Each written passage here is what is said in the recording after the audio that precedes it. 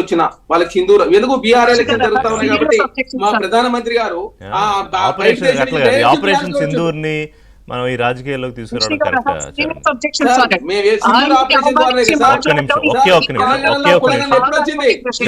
Operation మీద చర్చ జరుగుతా ఉంటే భారతీయ జనతా పార్టీ నిర్ణయం తీసుకుంది. దాని తర్వాత బీసీలంతా కూడా జనగణలో కులగన పెడతారు కదా అని చెప్పేసి భారతీయ జనతా పార్టీ మీద ఆ ఏదైతే నెగిటివ్ ఉందో ఆ నెగిటివ్ నుంచి పాజిటివ్ చేసుకునే ప్రయత్నం.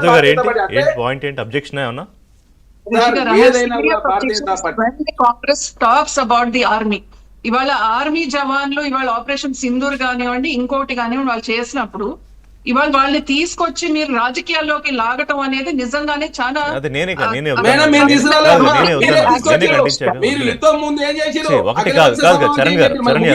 నా హంబుల్ రిక్వెస్ట్ ఏంటంటే ఏం జరిగింది ఏంటి ఇవి కేంద్ర స్థాయిలో వ్యూహాలు ఉంటాయి, అనేక స్ట్రాటజీస్ ఉంటాయి. నేనేమంటున్నానంటే భారతదేశం అంతా కూడా ఆపరేషన్ సింధూర్లో ప్రధానమంత్రి వెనకాల నించున్నాం కదా. సో వాళ్ళకి వదిలేద్దాం. నేనేమంటానంటే ఈ రాజకీయాల్లోకి ఆపరేషన్ సింధూర్ వ్యవహారం వదిలేసి మిగతా 100 అంశాలు ఉన్నాయి కదా, మిగతా 100 అంశాలు ఉన్నాయి, వాటి గురించి మాట్లాడదాం. మేము అన్నిటి మీద చర్చ చేయడానికి సిద్ధంగా ఉంది. భారతీయ జనతా పార్టీ తెలంగాణ చేసిన ద్రోహం అంతా ఇంత కాదు. తెలంగాణకి ఎన్ని నిధులు తీసుకొచ్చారో భారతీయ జనతా పార్టీ సమాధానం చెప్పాలా. భారతీయ జనతా పార్టీ సమాధానం చెప్పకుండా ఏదో భారతీయ జనతా పార్టీ ఏదో తెలంగాణ కనీసం సన్న బియ్యంలో వారి పాత్ర ఏందో చెప్పాలి సార్. సన్న బియ్యంలో వాళ్ళు ఇస్తున్నటువంటి వాళ్ళు 30 లక్షల రేషన్ కార్డులో మాత్రమే వాళ్ళు పరిహారం 51% ఇస్తా ఉన్నారు. 5 కిలోల వరకు మాత్రమే వాళ్ళు భరిస్తా ఉన్నారు. 6 కిలోల వరకు రాష్ట్ర ప్రభుత్వం 100% మేము ఇస్తాం. దాదాపు రాష్ట్ర ప్రభుత్వమే 8,000 కోట్ల రూపాయలు అదనంగా భరిస్తా ఉంది. ఏమనంటే సన్న బియ్యంలో కేంద్రం వాడుతుందని చెప్పేసి భారతీయ జనతా పార్టీ ప్రచారం చేస్తారు. ఇప్పుడు కాదు బీజేపీ బీఆర్ఎస్ లు స్థానిక సంస్థల ఎన్నికల్లో కాంగ్రెస్ పార్టీ ఏ మొహం పెట్టుకుని వెళుతుంది. ఏడాదిన్నరలో చెప్పిన ప్రామిసులు డెలివరీ చేయలేకపోయింది. అంటే గత ప్రభుత్వంతో కంపేర్ చేసుకున్నా కూడా పెదవి విరుస్తున్నారు అని బీఆర్ఎస్ అనేది, ఇవాళ బీజేపీ వైపు చూస్తున్నారు అనేది రెండోది.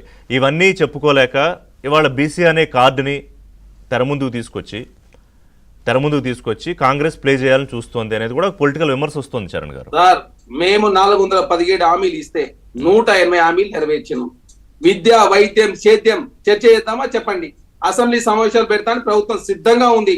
కేసీఆర్ గారు అసెంబ్లీ పార్లమెంట్ లో లేఖ రాస్తే అసెంబ్లీ పెట్టి ఓ రోజు కృష్ణా జలాల మీద, ఇంకో రోజు గోదావరి జలాల మీద, ఇంకో రోజు కేసీఆర్ గారు 9 సంవత్సరాల పరిపాలన మీద, కాంగ్రెస్ ప్రభుత్వం 1.5 year లో భారతీయ జనతా పార్టీ 11 సంవత్సరాల పరిపాలన మీద చర్చ చేయడం మేము సిద్ధంగా ఉన్నాం. 180 అంశాలు నెరవేర్చాం. అంటే నాకు కాంగ్రెస్ పార్టీ ఆ కంపేరిజన్ ఎందుకు చేస్తుందో అర్థం కావట్లా. ఇప్పుడు 10 ఏళ్ల బీఆర్ఎస్ పాలనను 1.5 కాంగ్రెస్ పాలన ఒకటే ఎలా అవుతుంది సార్? 10 అంటే 9 సంవత్సరాల కాలం పాటు మీరు ఉండి రుణమాఫీ మీరు ఎంత చేసిరో తెలంగాణ సమాజం చూసిరు.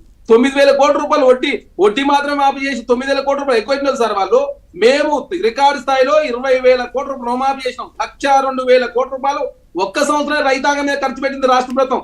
భారతీయ జనతా పార్టీ ఏమైనా రుణమాఫీ చేసినా సార్ రైతుల కోసం? ఏమన్నా వాళ్ళు ఎంతసేపు కార్పొరేట్ లో మేలు చేసే ప్రయత్నమే తప్ప 10% కార్పొరేట్ ట్యాక్స్ తక్కువ చేస్తే 1,86,000 కోట్ల రూపాయలు కార్పొరేట్ మేలు చేసే తప్ప ఈ దేశ రైతాంగానికి సంబంధించిన రుణమాఫీ భారతీయ జనతా పార్టీ చేయలే.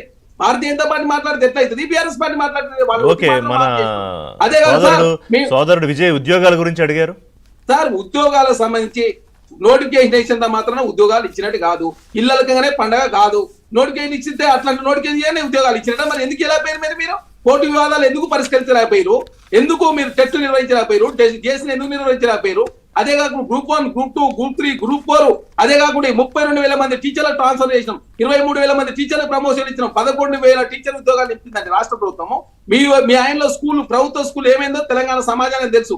తెలంగాణ రాష్ట్రంలో ప్రభుత్వ స్కూళ్ళని కూడా తెలంగాణ రాష్ట్ర కాంగ్రెస్ ప్రభుత్వం వచ్చిన తర్వాత కలకలలాడుతా ఉన్నాయి. గ్రామాలలో స్కూళ్ళని కూడా మళ్ళీ రీఓపెన్ చేసి తెలంగాణ రాష్ట్రంలో స్కూళ్ళకు తెలంగాణ రాష్ట్రంలో కాంగ్రెస్ ప్రభుత్వం ముందుకు పోదు. ఇంటిగ్రేటెడ్ క్యాంపస్ కావచ్చు, 1,02,000 కోట్ల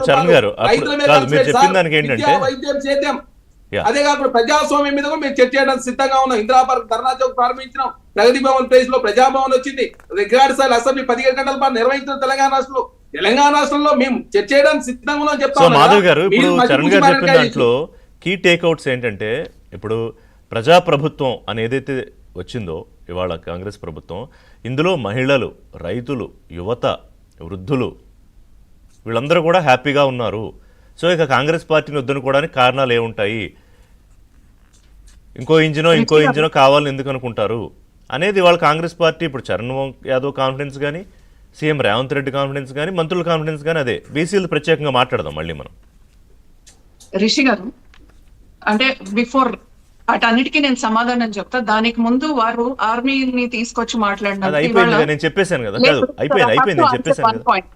రిషి గారు, జస్ట్ వన్ పాయింట్. నేను పొలిటికల్ గా వాళ్ళకి మళ్ళీ మాట్లాడను రిషి గారు. ఒకే ఒకటి ఏంటంటే వాళ్ళ పరిస్థితి, జవాన్లు మన దేశంలో మన కోసం వాళ్ళు అక్కడ పోరాడుతుంటే ఎలాంటి పరిస్థితి వచ్చిందంటే, ఒక చేత్తో గన్ను ఇంకొక చేత్తో కెమెరా పెట్టుకుని ప్రూఫ్స్ రికార్డ్ చేసి వీళ్ళకి పంపించే పరిస్థితి ఇవాళ వీళ్ళు తీసుకొచ్చేటట్టు ఉన్నారు రిషి గారు. This is what I'm really sad about. ఇలాంటి పరిస్థితి ఏ జవాన్ కి ఉండకూడదు. మన కోసం, మన అందరి కోసం వాళ్ళ ప్రాణాలు మీరు